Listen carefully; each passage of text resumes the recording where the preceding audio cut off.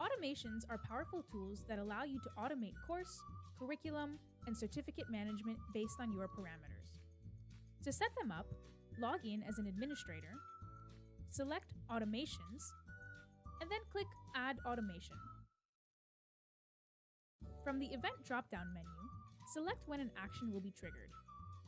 For example, an action can be triggered when a course or a curriculum is completed, or when a certificate expires, and more.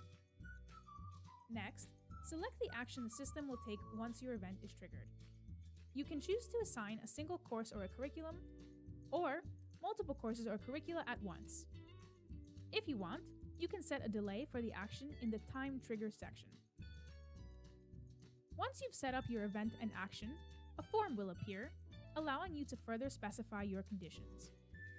You can select which course will trigger the automation,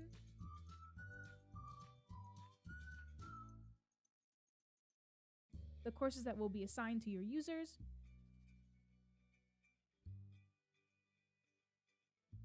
and whether you want this action to be executed after a certain time. Finally, you can choose to fill out the description text box to name your automation and then click Add.